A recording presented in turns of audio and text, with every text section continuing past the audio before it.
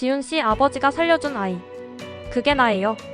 지훈이 잡았던 은호의 손을 놓고 맙니다. 저번 주 어릴 적 은호를 구한 사람이 지훈의 아버지라는 사실을 지훈에게 고백하면서 두 사람의 관계가 흔들리는 모습으로 끝을 맺었습니다. 과연 오늘은 어떤 이야기가 펼쳐질지 함께 살펴봅시다. 어렸을 때 불이 나서 죽을 위기에 놓였는데 그분이 와줘서 살 수 있었다며 사실을 고백하는 은호. 그 이야기를 듣는 지훈은 말이 안 된다며 믿지 않습니다. 하지만 운명은 그렇게 우연히도 일어납니다. 왜 하필 은호 씨예요? 왜? 내가 얼마나 아빠를 원망했는데.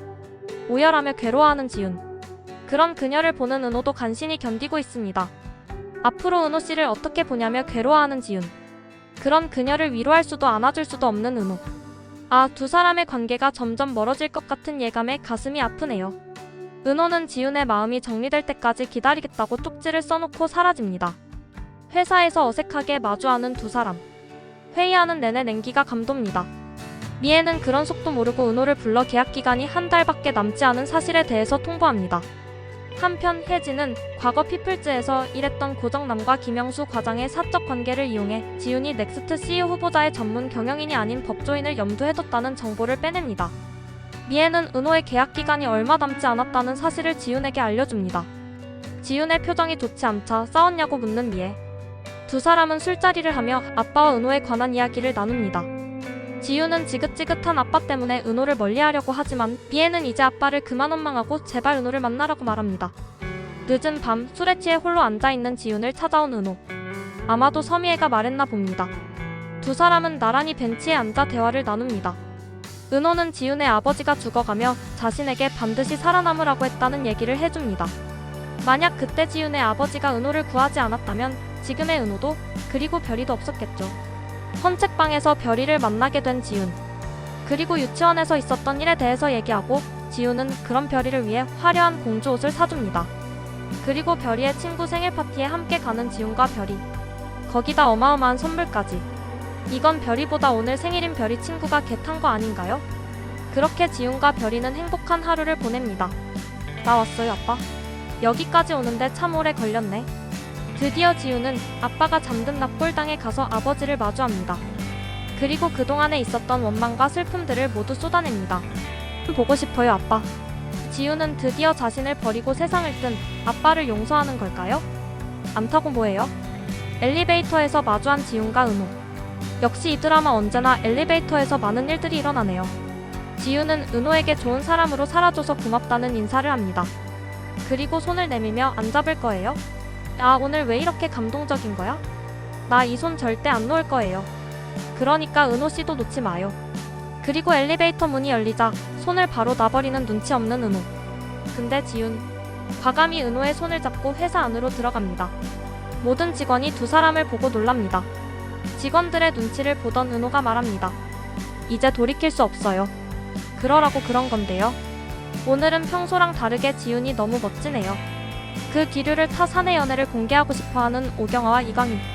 하지만 아무도 그들의 연애를 궁금해하지 않네요. 그래도 나름 귀엽습니다. 한편 유치원에서 서준이 고아라는 뒷말이 돌자 수연은 서준에게 가족사에 대한 진실을 이야기합니다. 서준의 엄마 아빠가 하늘나라에서 서준을 지켜보고 있다고.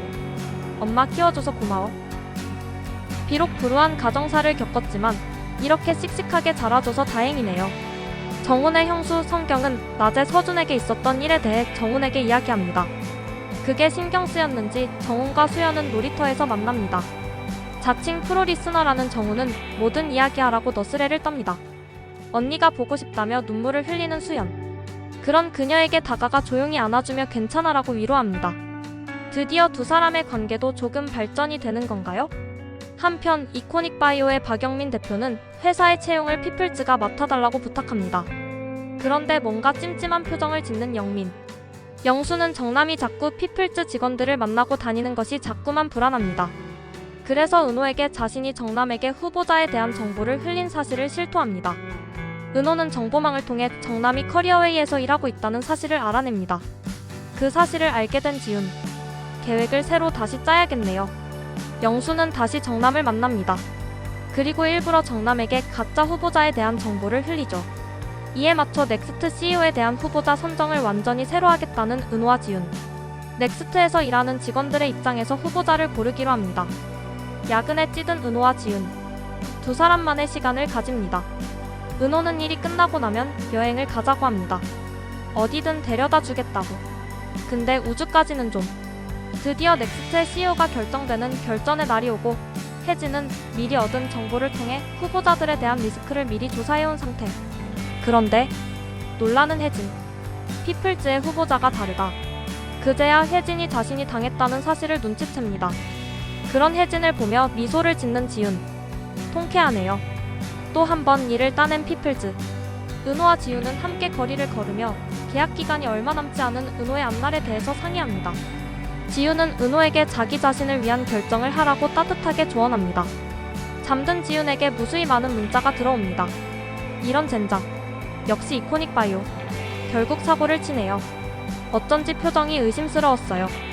많은 기자들 앞에 서게 된 지윤. 기자들이 지윤에게 수많은 질문을 쏟아냅니다. 당황하는 지윤. 그 앞을 가로막으며 나타나는 내꺼 비서 은호. 멋진 남자는 타이밍을 아는 걸까요? 아쉽지만 10화가 이렇게 끝이 나네요. 오늘은 다행히 두 사람의 관계가 달달하게 끝나서 행복하네요. 이상 드라뷰어였습니다. 가시기 전에 구독과 좋아요 부탁드립니다.